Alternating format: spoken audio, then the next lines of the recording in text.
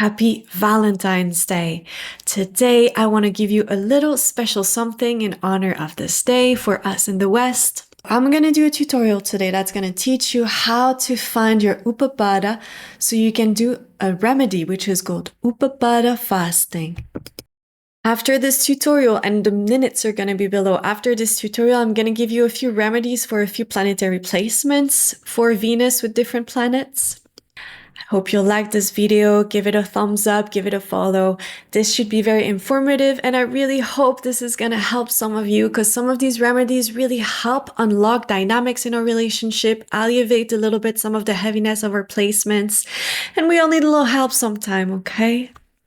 That's why doing our mantras or spiritual practices really helps unlock. It's not like suddenly everything is great and it's a miracle in our life, but it's more like it helps unlock things a little bit, you know? It helps just untie, loosen, so you can be a little bit more flowing into things.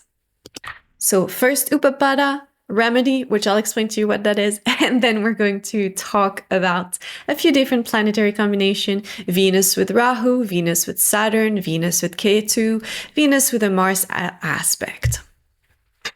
So Upapada fasting is an incredible remedy, especially if you're in a marriage, in a very committed relationship, okay? This isn't just, it's really good to do this fasting, and it is a fast, but really try it for like 2-3 months and see how it changes your life, because it will.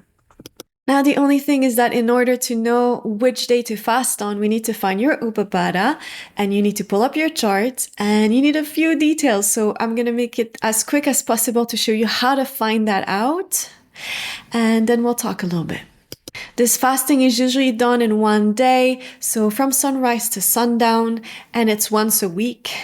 And again, it really helps kind of shanti, like pacify some things in relationship. If you're not able to do a full fasting, you can just maybe just have one meal where it's like rice with a few veggies, just like something where you're still making an effort. It's not your regular like morning coffee with your cream and followed by whatever it is that you usually do, and then this and that. It's just like something to sustain you because, maybe you get dizzy and you have to go to work and there's kids to pick up and you're tired and, you can't just do a full fast, but you can do all water, like no special drinks, and just like a little bit of a simple, piece of bread or an avocado or just a rice. And if you're capable of doing a full fast, do the full fast, okay? You know yourself, you know your medical needs and what needs to happen. But just so that we keep it open and not like overly, we're not being irrational. Yeah, there's no irrationality here. It's just balanced view. Sometimes you can go a little overboard on things. Yeah. All right. On rules, overboard on the rules of this and that. Let's pull up your chart. Look at when your Upapada is. You're going to pull up a website. It's very simple. All you want to put on here is deva.guru. And literally it will pull up the website on its own. Okay, so we have this website. So I want you to just put in your birth information. We need to pull up your birth chart so I can show you how to find the Upapada, and then I can tell you which day it is that you need to fast. So you're going to put your location wherever you were born, and you need that data to be pretty accurate. The location, then you're going to want to put the year you were born, month, day. Just make sure that correlates. You see this has a toggle, so just make sure you're plugging it in right. Same thing, this has a toggle for 24-hour, 12-hour, AM, PM. Yeah, make sure you get the AM, the PM right. Okay, and you want that time pretty accurate. So if you've not looked for a birth certificate, please try to do that.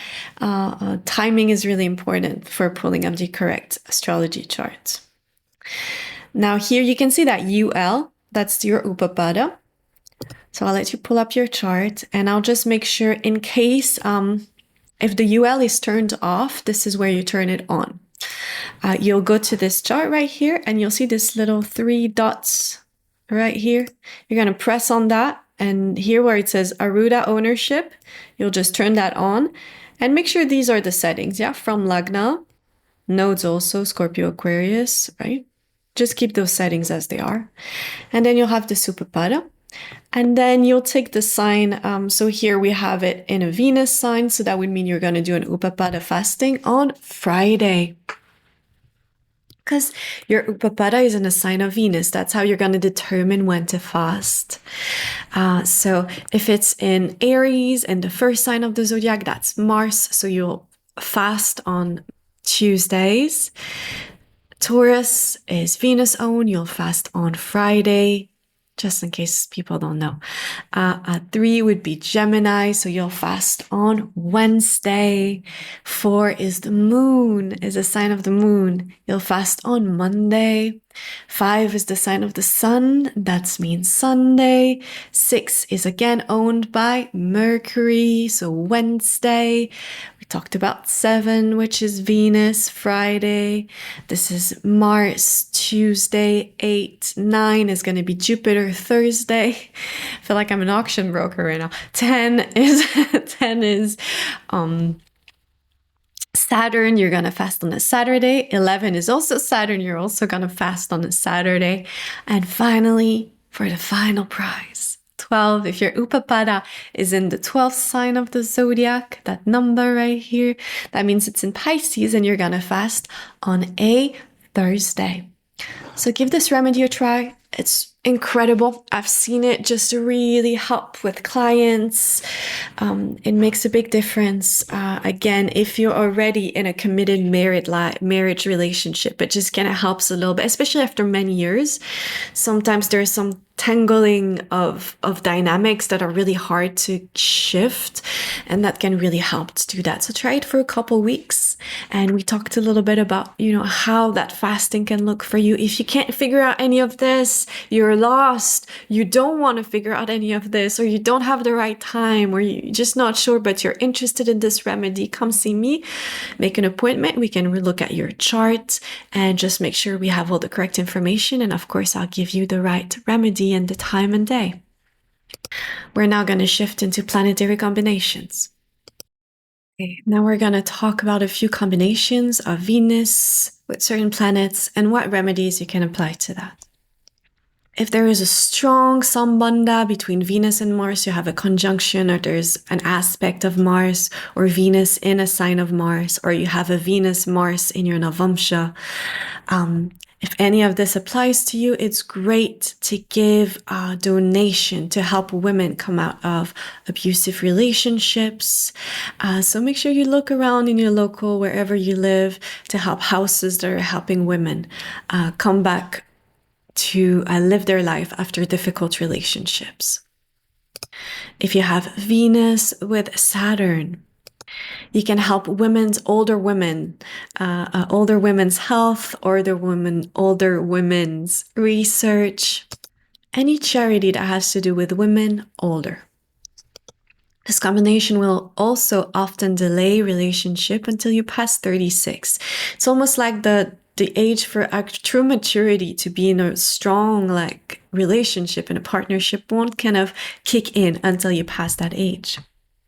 This could also really important if you have that combination. If you have rips in your clothes, you don't want to be wearing that. Make sure your clothes don't have rips.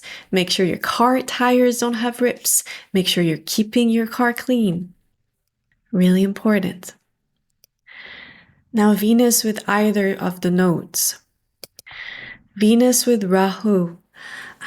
Again, if you have that in your natal charts, or if you have that in the Navamsha, it's a great remedy in and of itself to marry a foreigner, or someone who's a refugee, but someone who belongs to a foreign, has a lot of, there is a foreign element. It's not just someone from your neighborhood or you meet at your school. It's someone who's maybe from a different country or immigrated. But there is a foreign element, and that already helps a lot.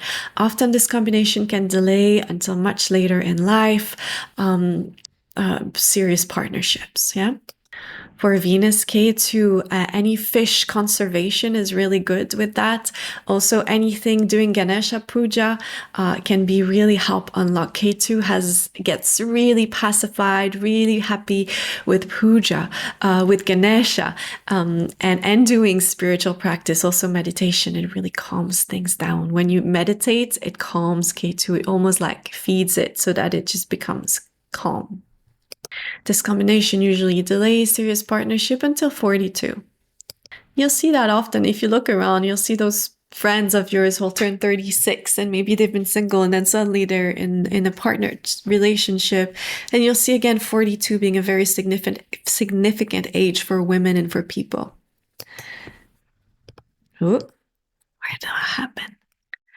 Practice those little remedies. They make a big difference in just the day-to-day flow of life. If you are looking for love and have any of these combinations, just be patient, especially with the Venus-Saturn, Venus with the nodes. It just shows that it's more of a later life thing.